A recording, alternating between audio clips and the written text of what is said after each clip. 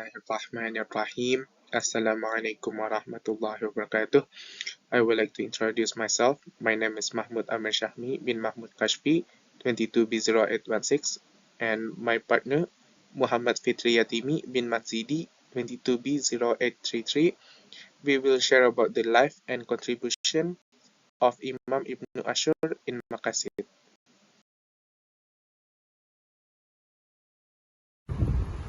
Maqasid is the plural form of maqsad, as well as maqsid. Arabic term qasada implies to head in a certain way. Sharia, on the other hand, refers to what the springs that provide clear and unambiguous ideas on mazhab, religion, and what is approved by Allah in terms of aqidah and rulings. However, according to Shara, other meanings have been provided by scholars. In regards of scholars in Maqasid Sharia, Imam Ibnu Asyur is one of the scholars that developed and perfected the concept of Maqasid al-Sharia from Imam al-Shatibi in the book of Maqasid al-Sharia al-Islamiyah. Imam Ibnu Asyur is among the most esteemed Muslim scholars.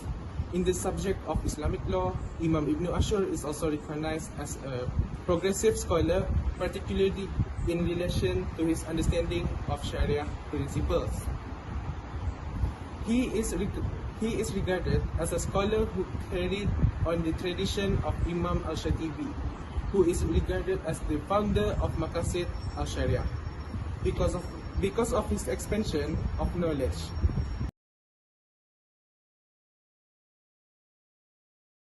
One of the most well-known scholars of the 1960s, which is Ibnu Asyur. His full name is Muhammad Al-Tahir Ibnu Asyur. He was born in Tunis in Algeria. So at the age of 6, Tahir Ibnu Asyur started his education by studying and learning the Quran under the guidance and the teaching of Sheikh Muhammad Al-Khayali.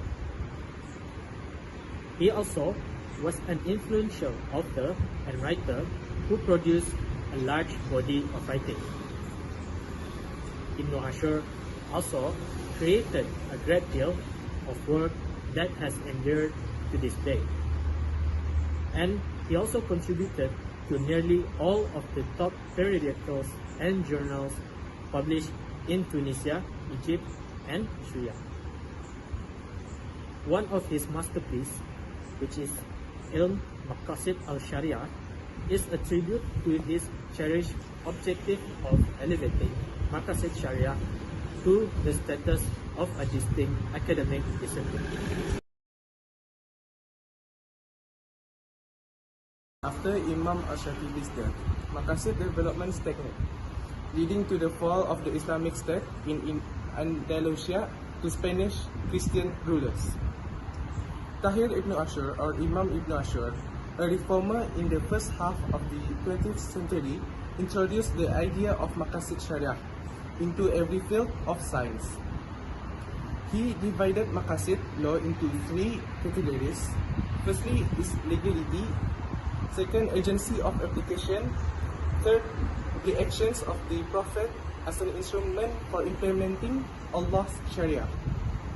Imam Ibnu Asyur emphasized the importance of universality in Sharia, allowing it to adapt to different civilizations and formulating a common goal.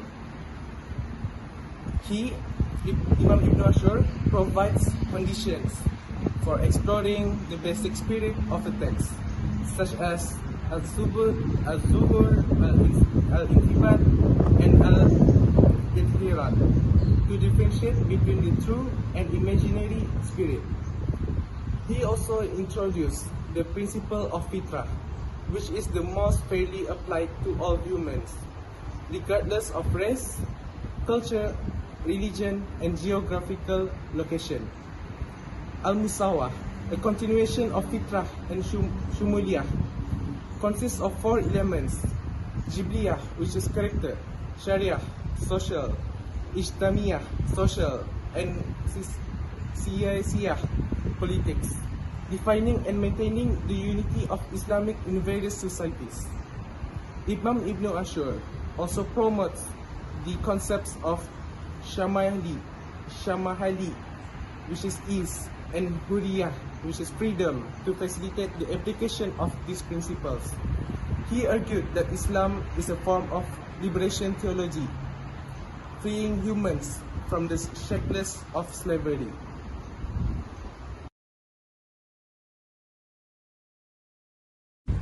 So I will explain two of his contributions. The first one is the way to find Maqasid and its variety.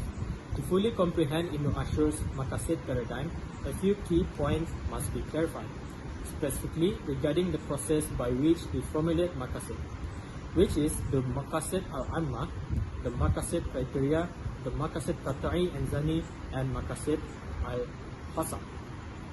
And next, I will explain more into his second contributions. Muhammad al-Tahir Ibnu Asyur's view of objective of the Quran. So, in these contributions, Ibnu Asyur's tafsirs, which is al-Tahrir wa al-Tanwir, primarily focuses on using Arabic rhetorical usage and style within the text of the Quran, as well as the harmony within the correspondence between verses, which is to illustrate the Quran's inimitable qualities. Nonetheless, he refused to release any surah without outlining its wrongs. Thus, in his opinion, the tafsir is not entirely contained within its phrases and words.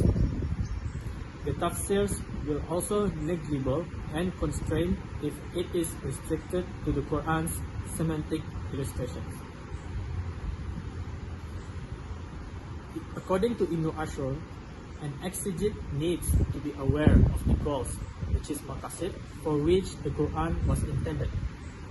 According to him also, the ability to recognize the objective or Maqasid allows a reader of tafsir to differentiate between the interpretations that clarify the text meanings and the one that merely illustrates them.